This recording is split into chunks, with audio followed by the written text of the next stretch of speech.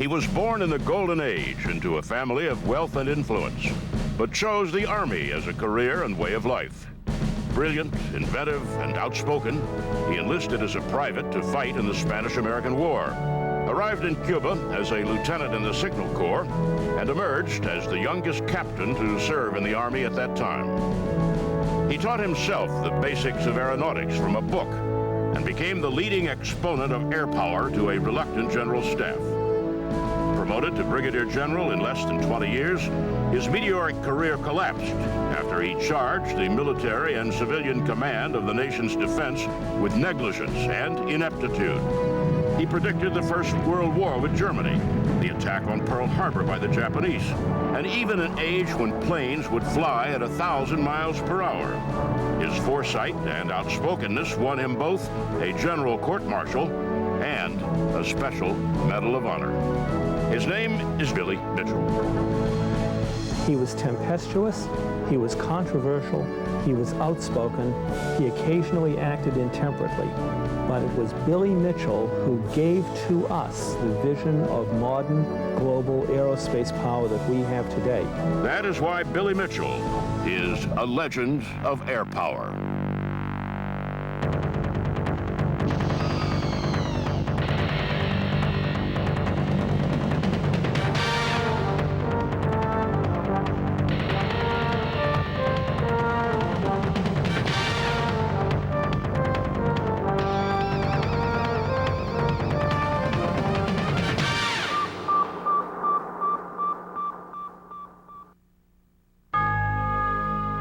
William Mitchell was the grandson of a Scottish immigrant banker, Andrew Mitchell, and the son of a United States senator, the reform-minded Democrat John Mitchell of Wisconsin.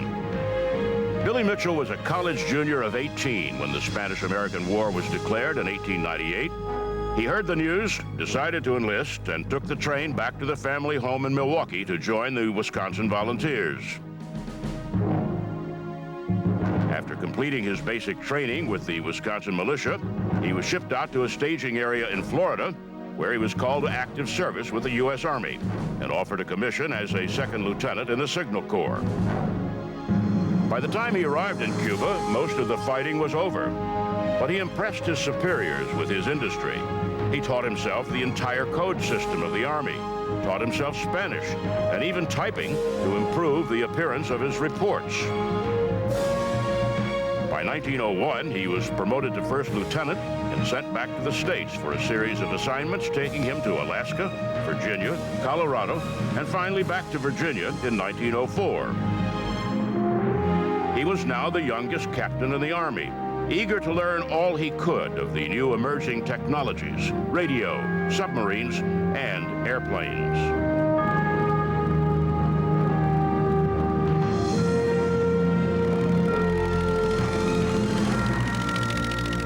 He met Orville Wright in 1908 when Wright was preparing for Army tests at Fort Myer, Virginia, where Mitchell happened to be stationed. While Mitchell did not actually witness the flights, he was impressed with the potential of what he saw.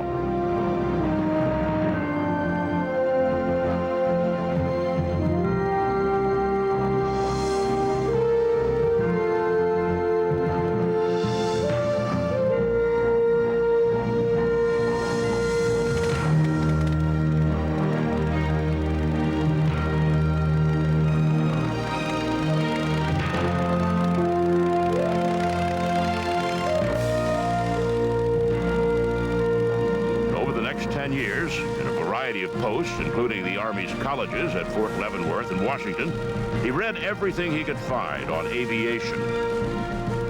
In 1914, Mitchell wrote a paper for the Command College, envisioning the possibility of invasion and attack by hostile patrol vessels and aircraft. In 1915, Mitchell took flying lessons, 4 of them before soloing. Now 36 years old and a newly promoted major, Mitchell was made head of the Army's aviation section in Washington. He began studying other nations' air forces, making particular notes on Germany, France, and Japan for their advanced aircraft development.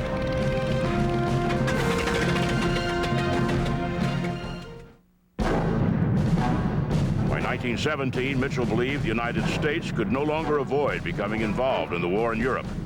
Both sides were hopelessly stalemated in trenches on the ground. American volunteers were flying with the French Army in a unit called the Lafayette Escadrille, but tactics were almost non-existent, and the death rate was appalling. Mitchell finagled an appointment as an observer with the French Army. 1 week after his arrival, German U-boats sank the liner Lusitania, and the United States, completely unprepared, entered World War I. Despite promises of thousands of American-built planes, the United States had almost no pilots to fly them. Flight school consisted of 50 hours of rudimentary training, often with disastrous results.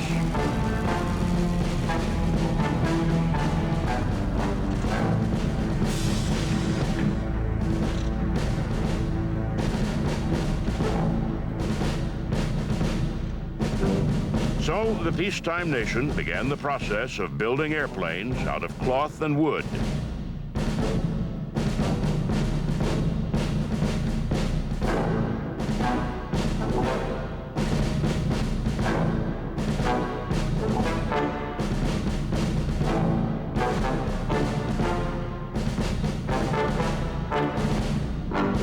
Designing easy-to-assemble aircraft, which were tested,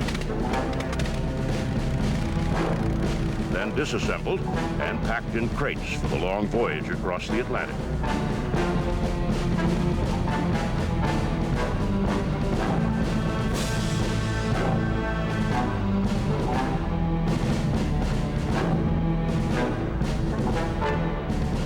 In the next 6 months, Mitchell was promoted to full colonel and given command of U.S. Air Forces assigned with the First Army.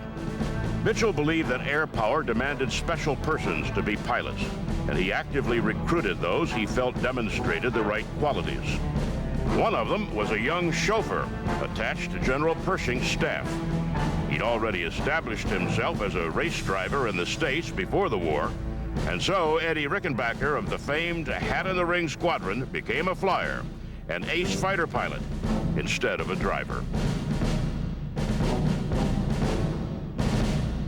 But there were still no American planes to be had.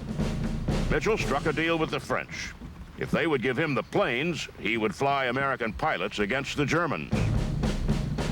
On Sunday, April 14, 1918, Mitchell gave the order to launch patrols against reported incoming German aircraft.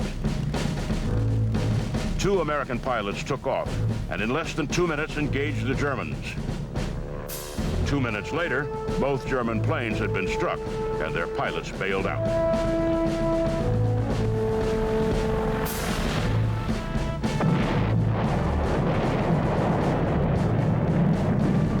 By July 1918, after 4 exhausting years of warfare, both sides were reaching levels of desperation. While the French and British controlled their sections on the ground, the Germans controlled the air. Attempts to send up observation planes only brought a swarm of a dozen German fighters, eager to send them flaming to the ground. The Americans devised a counter-strategy. Observation airplanes were escorted by as many as 50 American pilots. Now in the summer of the 4th year, the Germans made an all-or-nothing assault on the French-American lines near Saint-Mihiel. 70 German divisions crashed against the Allies and buckled the front lines. Mitchell recognized the Germans would throw thousands of airplanes into the fight unless he beat them to it. He ordered 1,500 planes to be readied and actually launched 1,481.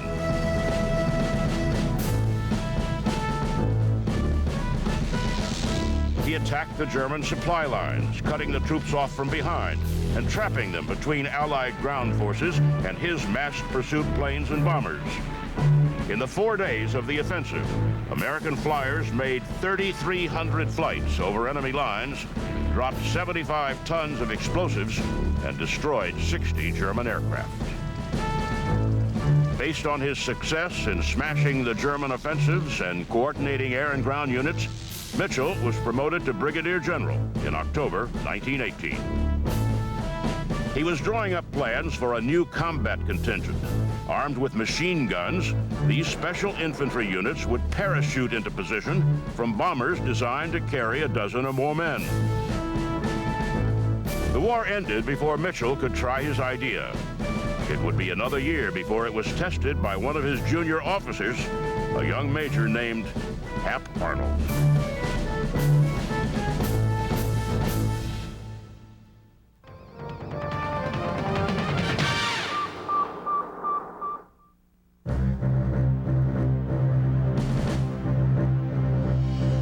With the victory of Allied forces came a prayer from the public that such a war, with such terrible losses of human life and weapons of destruction, never be allowed to happen again. Many called for the elimination of the Army, the destruction of the Navy. Aces like Rickenbacker were shown by the newsreels, trading in their uniforms for new suits to pursue peaceful careers.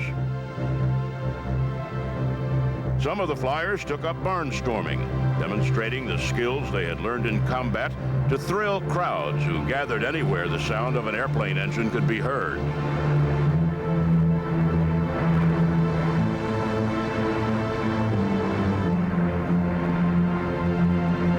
Mitchell returned to Washington and the War Department as the acknowledged expert on military aviation. But those who commanded the Army and Navy felt that aviation was still just an adjunct to artillery and battleships. The service heads joined with powerful groups in Congress to effectively wipe out the aviation units in favor of more conventional weapons. Without realizing it, they began a battle which would last longer than the war itself and cost Mitchell his career. It was Billy Mitchell who first recognized in this country that the stakes of warfare had changed, that three-dimensional forces, those operating in the atmosphere and those operating below the surface of the sea, would hold two-dimensional surface forces hostage.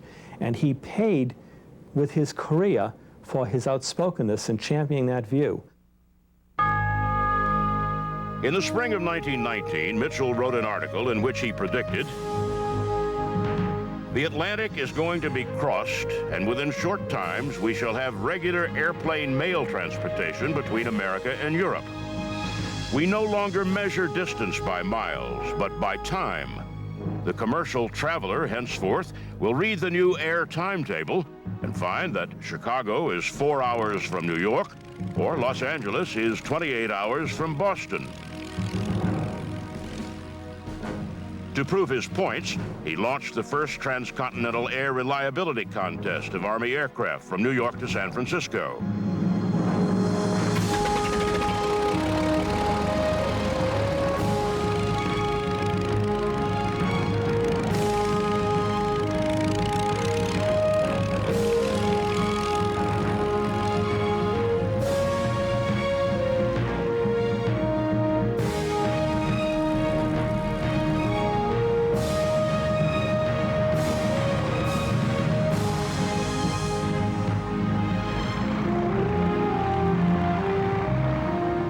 But as Deputy Director of the Air Service, Mitchell focused his energies on convincing the Congress of the value of his vision, that air power would soon overrun that of the Navy's warships and Army's ground troops. His vision was made public in congressional budget hearings, where he testified and laid out his challenge. "All we want to do is have you gentlemen watch us attack a battleship. Give us the warships to attack and come watch." A furious Navy Secretary, Josephus Daniels, replied that he would stand bareheaded on the deck of any battleship Mitchell tried to bomb. The test began June 20th, 1921, off Hampton Roads, Virginia. One by one, over the next month, Mitchell's planes targeted and hit mothballed American and German ships. And, one by one, they sank. The final attack was against the German battlecruiser Ostfriedland on July 21st. Largest of the German dreadnoughts, she had already survived a combined torpedo attack and salvos from British battleships in World War I. The American and German navies considered her unsinkable. Mitchell's flight of bombers sighted and dropped their payloads.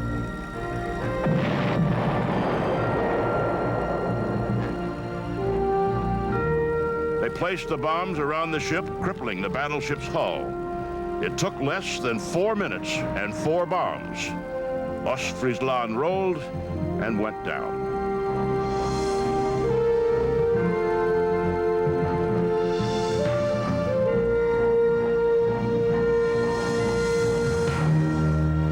Mitchell next led a flight of Martin bombers against the retired U.S. battleship Alabama.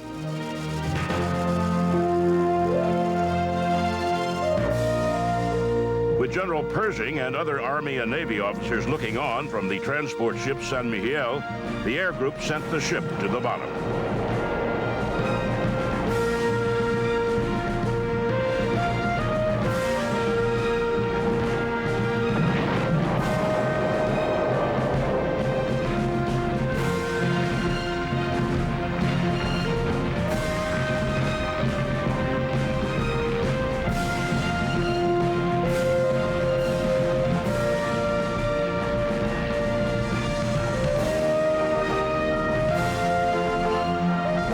The success of the bombing test did not spell the end of Mitchell's troubles with the Navy and War Departments.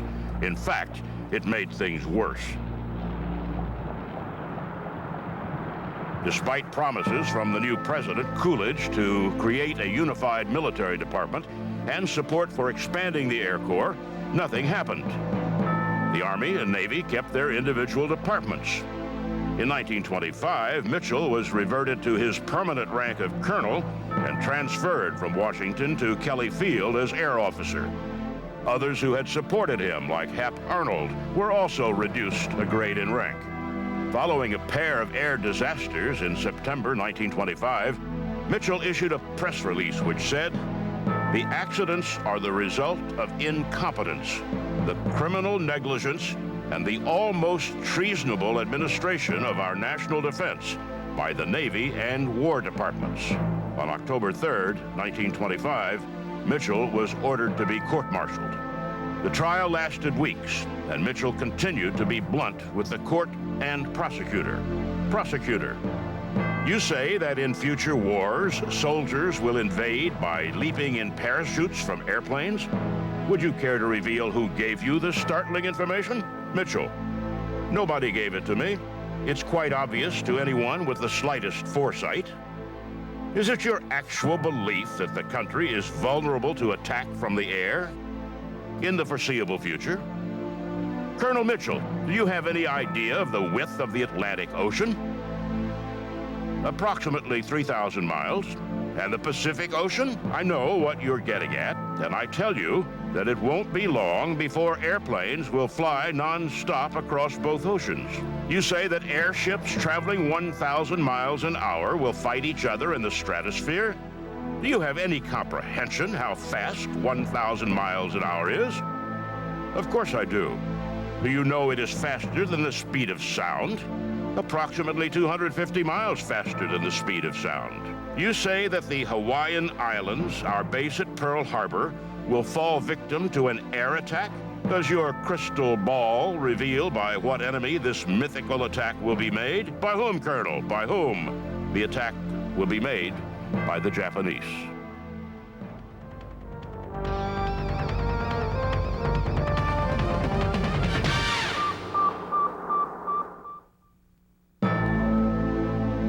The court found Mitchell guilty of insubordination and suspended him from rank, pay, command, and duty for 5 years. Billy Mitchell resigned from the Army and retired to his farm in Virginia. Now a civilian, he continued his campaign for a separate Air Force department and unified command under a Department of Defense. He met with old friends and supporters and spoke and wrote constantly to the public. But in 1936, the wear of the years in campaigning finally took Billy Mitchell. He died February 19th in a hospital in New York.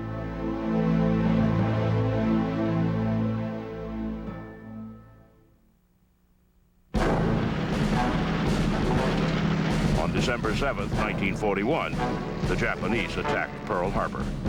Launching their planes from aircraft carriers, just as Mitchell had predicted.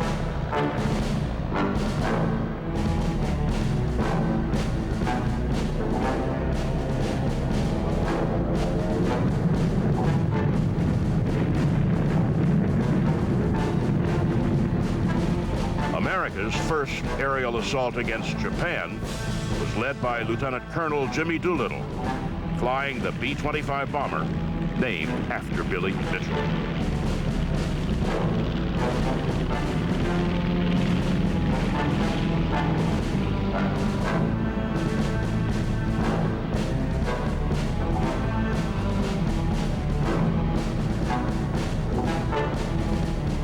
Billy Mitchell fought with distinction in 2 wars. He set a world speed record and proved beyond question that his vision of the future for the nation and his beloved air service were correct. Though a thorn in the side of those he considered mossbacks for failing to be innovative or intelligent, his voice and vision reflected his love of country. What Mitchell did was he lit a fire that burned within the hearts of air power advocates after him, people like Hap Arnold, Tui Sparks, and their successors. And his example, I think, should be with us to the present day. He is a revered figure and should be as long as this Air Force continues to exist.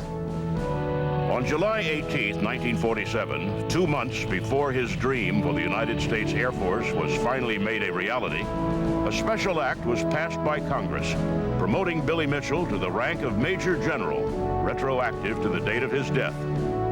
It was, finally, recognition of the contributions to his country by this legend of air power.